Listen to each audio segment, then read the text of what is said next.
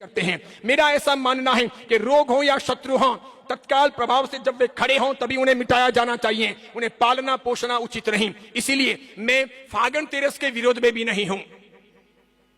फागण की फेरी नहीं होनी चाहिए ऐसा भी नहीं कह रहा, पाल नहीं लगनी चाहिए ऐसा भी नहीं कह रहा, लेकिन इतना जरूर कहूंगा कि पाल को सार्वजनिक तरीके से लगाना जिन शासन के हित में नहीं है। अधिक भीड़ इकट्ठी हो पाल में और धीरे धीरे भीड़ बढ़े, ये सब जिन शासन के लिए उचित नहीं है। जिन शासन की रक्षा के लिए कम लोग भी हों चलेगा, लेकिन वो मर्यादाओं में सब आयोजन होने चाहिए। इसलिए जैन हो या कोई भी हो, जिनको भक्ति करनी हो, जिनको विधि पूर्वक पहाड़ की यात्रा करनी हो, उनको ही फागण तेरस को जाना चाहिए। जिनको खाना हो, पीना हो, घूमना हो, रात को भोजन करना हो, एंजॉय करना हो, ऐशो आराम करना हो, मजाक मस्तियां करनी हो, पर्यटन करना हो, उनको फागण तेरस के लिए, फागण की फेरी के लिए पालिताना नहीं जाना चाहिए। ईमानदार को जाना चाहिए, बेईमान को नहीं जाना चाहिए। भक्त को जाना चाहिए, कम भक्त को नहीं जाना चाहिए। आराधक को जाना चाहिए, विराधक को नहीं जाना चाहिए। ये मेरी बात है। और उसके बाद में पाल सार्वजनिक स्थान पर नहीं लगाने चाहिए ताकि वहां पर भीड़ इकट्ठी ना हो, क्योंकि 50% से अधिक लोग यात्रा नहीं करने वाले पान में खाने के लिए चले आते हैं। 50% से अधिक लोग यात्रा जो नहीं करते हैं वे लोग पाल में खाने चले आते हैं, भीड़ भड़क्का होता है। आगे जाकर सरकार इस फागण तेरस को ढेबरा तेरस के नाम से लोक मेले में परिवर्तित कर सकती है। इसकी संभावनाएं तीव्रतम हैं। सरकारों की नजरें जहां जहां भीड़ इकट्ठी हो वहां वहां तमाशा खड़ा करने और लोक मेले बनाने की हैं। हमको पालिताना, शंखेश्वर, समय शिखर, गिरनार इत्यादि तीर्थों को लोक मेले से बचाना होगा। इसलिए जैनों को ऐसी कोई भीड़ नहीं करनी चाहिए, ईमानदारों को जाना चाहिए, भक्तों को जाना चाहिए और इस प्रकार की सार्वजनिक व्यवस्थाओं को संबल नहीं देना चाहिए। इसके सिवाय जो कोई फागण तेरस को जाए वो हरगिज डोली ना करें। पैदल यात्रा होती हो तो यात्रा करें, डोली करके यात्रा ना करें। फागण तेरस को जाएं तो पानी की बोतल हो, टोपी हो, चश्मे हो, जूते हो, डंडा हो, लकड़ी हो, नारियल हो इत्यादि कोई भी चीज वहां से ना खरीदे। सब चीजें अपने स्थान से लेकर के जाएं, फिर करें फागण तेरस की यात्रा। इसके सिवाय करीब 4 बजे के बाद में ही चढ़ना शुरू करें तो उसी हिसाब से आप लोगों को यात्रा करनी चाहिए, पहले नहीं चढ़ना चाहिए।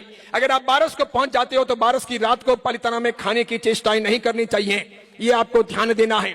वहां किसी प्रकार के भिखारी को दान न देना, गाय को वहां चारा न डालना, वहां रिक्शा इत्यादि भी किराए पर न करना, पैदल चलना और इस डोली न करना और वहां से खरीदारी न करना, इतनी बातें मंजूर हो उनको ही वहां जाना चाहिए फागण की तेरस के लिए या अन्य यात्राओं के लिए।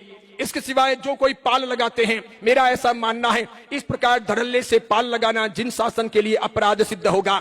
आज मेरी बातें नागवार गुजर सकती है, खारी लग सकती है, जहर जैसी लग सकती है। 10 साल के बाद मैं प्रतीति करवाऊंगा कि पाल लगाने वालों की वजह से जैन धर्म का नुकसान हुआ और पालिताना का नुकसान हुआ। इसलिए मैं ये मानता हूं कि पाल लगाने वाले 10 साल के बाद में जिन शासन के अपराधी कहे जाएंगे, पक्के तौर पर ये सिद्ध करके बताऊंगा।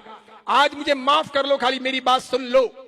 10 साल के बाद में जब परिस्थिति बनेगी और पाल जारी रहेंगे तो परिणाम जो आएगा वो ये सिद्ध करके बताएगा कि पाल लगा लगा करके आपने लोगों को ललचाया, पाल लगा लगा करके आपने लोगों को बुलाया, पाल लगा लगा करके आपने तमाशा खड़ा किया।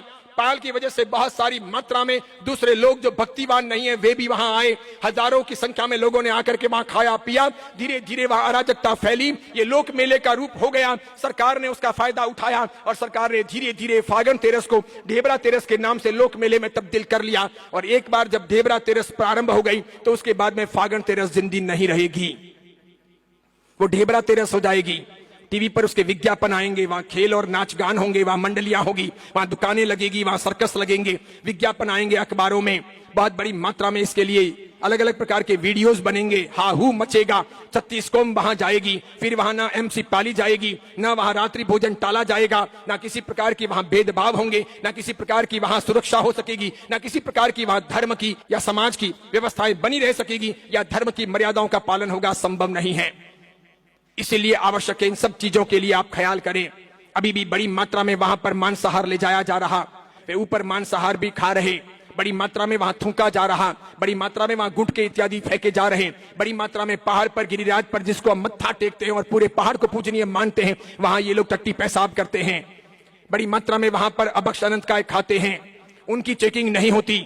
ये जितने बैरिकेड लगाए हैं वो मात्र जैनों की चेकिंग के लिए लगाए हैं। ऐसा क्यों हो? जब अंबाजी में, सोमनाथ में कोई भी आदमी दर्शन करने जाता है तो बेल्ट उतारना पड़ता है, पर्स बाहर रखना पड़ता है, ब्रीफकेस अटैची बाहर छोड़नी पड़ती है, सब आपका चेकिंग होता है। आप जैन हो, हिंदू हो, मुसलमान हो, सिख हो, ईसाई हो, छोटे हो, बड़े हो, सामान्य हो या विशेष हो, आप जब अंबाजी जाते हो या फिर आप जब सोमनाथ जाते हो तो वहां जब चेकिंग सबकी होती है तो पालिताना में सबकी चेकिंग क्यों नहीं होनी चाहिए? क्यों वे असामाजिक तत्व अराजकता फैलाने के लिए यह कहे कि मात्र तुम्हारे जैनों की चेकिंग हो, बाकी की चेकिंग ना हो, ताकि बिंदास वे पाप कर सकें, उनके पापों को प्रोत्साहन मिल सके।